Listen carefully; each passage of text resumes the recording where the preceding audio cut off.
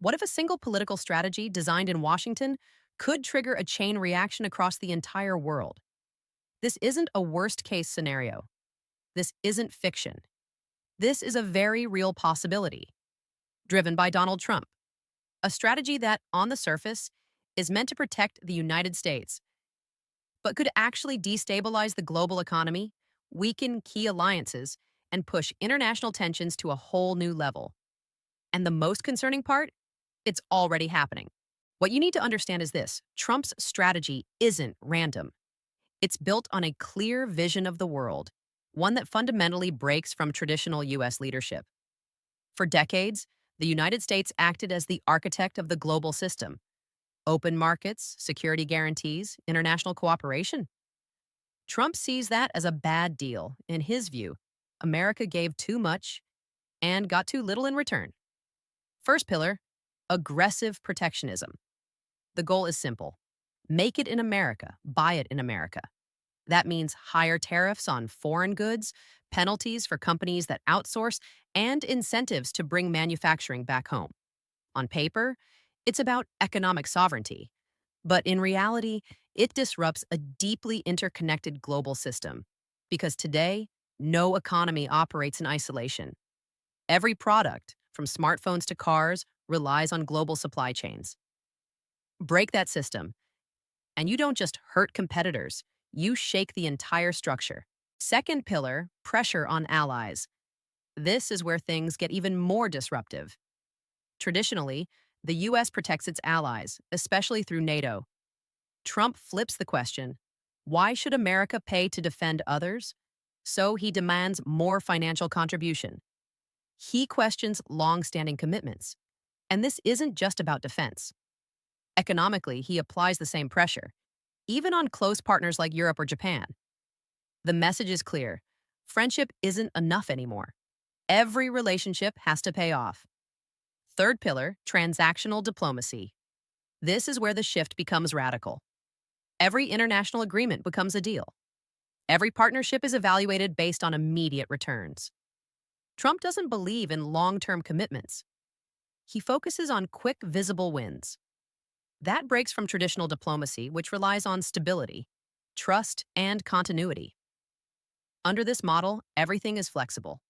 Agreements can change overnight. Allies can become competitors. And that's the real turning point. This strategy doesn't aim to improve the global system. It aims to reshape it, i.e., in America's favor. But in an interconnected world, ignoring everyone else's interests can trigger reactions that spiral out of control. The problem with Trump's strategy is that it never stays inside U.S. borders. In a globalized economy, every major decision creates ripple effects. First impact: retaliation.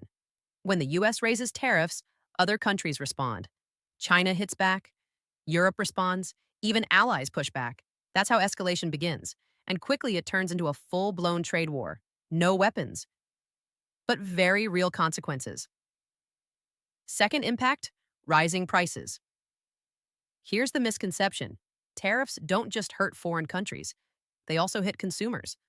When import costs rise, businesses pass that cost on. Result: inflation. And this doesn't stay local. Because supply chains are global, price increases spread worldwide. A more expensive component in Asia means a more expensive product everywhere. Third impact: supply chain disruption. The global economy works like a network. Products are designed in one country, assembled in another, using parts from multiple regions. When barriers go up, that system breaks. Companies scramble to adjust. They relocate, restructure, absorb losses, and everything slows down. Less efficiency, less growth, more uncertainty. Fourth impact: vulnerable economies get hit first. Major powers can absorb shocks, but smaller export-dependent countries can't. If they lose access to the U.S. market, their economies can collapse quickly. Factories shut down, unemployment rises, currencies weaken, and local crises can quickly become regional ones. And finally, the most underestimated risk: loss of confidence. The global economy runs on trust. Businesses invest when rules are stable. Markets function when expectations are clear. But if policies become unpredictable, everything slows down. Investments get delayed, projects get canceled, growth weakens. That's the real domino effect. A national policy decision can end up destabilizing the entire global system. And in that system, no one is fully protected. This is where things go beyond economics. Because America's real power isn't just financial, it's its network of alliances built since World War II, and that network is now under pressure. First shift, weakening traditional alliances. For decades, the US has been the backbone of NATO. Simple principle. If one ally is attacked, America responds. Trump makes that conditional. He turns it into a negotiation, and that changes everything. Because security can't function on uncertainty. If allies start doubting US support, they look for alternatives. They rearm, they seek new partnerships, or they act alone. And that increases global tension. Second shift, strategic vacuum. When one power steps back, others step in. China expands its influence. Russia tests boundaries, especially in Eastern Europe. This isn't random, it's opportunity. The less predictable the US becomes, the more open the field is. Third shift, high-risk flashpoints. In a stable world, crises are contained. In an unstable one, they escalate. Ukraine, Taiwan, the Middle East. These are already sensitive regions. But without clear US commitment, local actors may take bigger risks. And that's how conflicts spread. Not always by intention, but by calculation or miscalculation. Fourth shift, the erosion of global rules. For decades, there was a framework, rules, institutions, red lines, not perfect, but functional. With a transactional approach, those rules weaken. Each country starts playing its own game. And without shared rules, power becomes the only language. And that's the systemic risk. Not one crisis, but multiple tensions, building at the same time. Less cooperation, more distrust. And above all, unpredictability. Because the real question isn't, what does Trump want? It's, how will the world respond?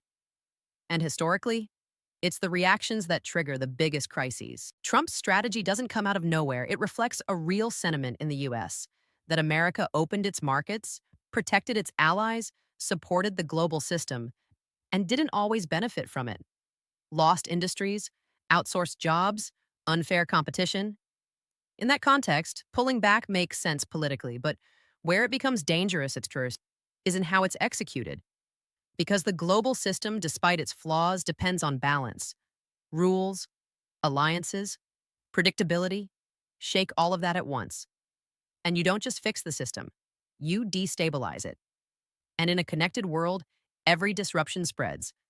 An economic decision becomes a global crisis. A negotiation becomes escalation. A pressure tactic becomes a breakdown. Everything is linked. The real risk isn't the strategy itself, it's the cumulative effect.